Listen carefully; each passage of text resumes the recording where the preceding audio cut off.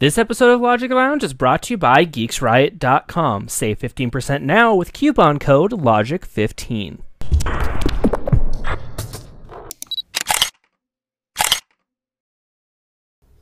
What's up, guys? Creighton here from LogicLounge.com. Welcome to a happy Tuesday and another application optimized for the iPad and the Retina display. That's right, the Retina display on the iPad 3, as I call it. Today we're going to be looking at iPhoto. This is Apple's application that does more with photos than what the photo app can do and gives you more editing ability. It's kind of like a mobile Photoshop made by the wonderful people over at Apple. So you come in the album section, what you see right here, and it gives you basically options to choose a photo from your camera roll, from your photo stream, or any albums that you have created. So let's take this album. This was a picture that I took with my iPhone that I brought into the iPad so we can take a look at it. So this is the editing interface. From here you have a lot of different settings, and unfortunately I won't be able to go through all of them, but I will highlight some of the best ones that I have worked with. So first and foremost, you have stuff like colors. You can adjust colors on this. So if you want it to be a black and white photo, or if you want it to be a vibrant photo, you can adjust color options. And you can get into nitpicky stuff with boosting up blue, or you could take down green, and you can boost up, different colors and play around with the application like so. So you can create that wonderful photo that everybody wants to share. And that's done with these sliders down here, which are color-coded and look very clean and nice to use.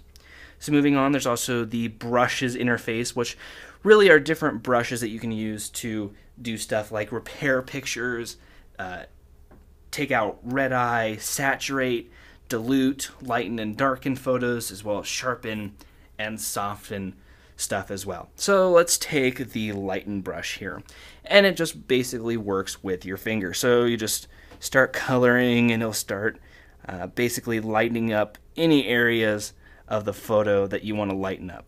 And what's cool is you can go down here to settings and you can say show strokes, which will give you this nice red. If I can press the button, there we go. It'll give you this nice red hue on the screen, which basically shows, if I can kind of make it darker now so you can see the red starting to show up. This is basically how it shows how it's lightening up. So I lightened up this area. Now if I can go turn that off, and you can see that it is now lightened. So basically it's really cool. You can use it to do any sort of settings, choose from different menus. If you at any time feel like, oh my god, I messed up, what am I supposed to do? You can just erase all strokes or undo, and you can basically choose also to either lighten the entire photo. So basically it showed that I had lighten on. If I pick darken and I go into settings again, say darken entire photo. So I can basically play around with any settings like this, which is pretty neat, and I like to do that a lot. From here you can also choose stuff like color palettes. You can choose different color palettes to turn your photo into even more of an amazing photo to share with your friends and family. So when you're done with that photo, you can also look at information. So you can see information about the photo and look up other information like that. So if you have the camera plugin, you can basically import the little camera thing that goes in the data port. You can import photos from your digital camera and you can edit them directly in the iPad.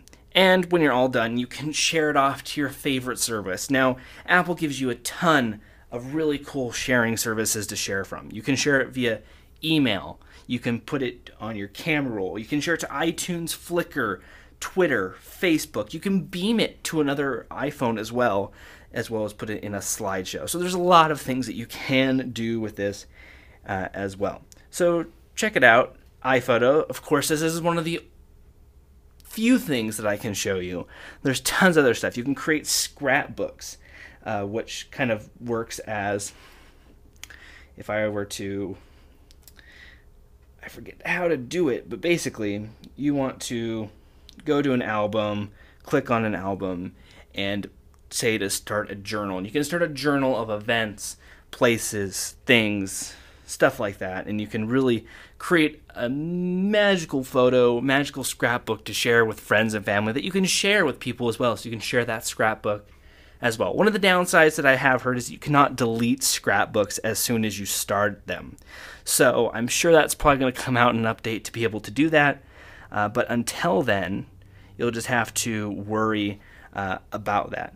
And of course, if you ever have any trouble, there's that little yellow question mark that tells you how to do everything in the world. So go ahead and go check it out. It's iPhoto. It's like $4.99 in the App Store. It's either $4.99 or $9.99. But it's a well worth it app for anybody who loves advanced photography and being able to edit photos on the go. So check it out. iPhoto for the iPad. If you have any questions for me, email me, Creighton@LogicLounge.com. And of course, you can also follow us on Twitter, Facebook, and Google+, all under the username of LogicLounge. And until tomorrow with another app, we'll see you guys later. You've probably got some pretty boring shirts, right? Well, it's time to change all that. Visit geeksriot.com and pick from the hottest geeky shirts. Not only for men, but for women too. For watching Logic Lounge today, you get 15% off. That's 15% off your entire order. Use coupon code LOGIC15, that's LOGIC15 at checkout to save. Not only are you getting some amazing apparel, but you're also supporting the show.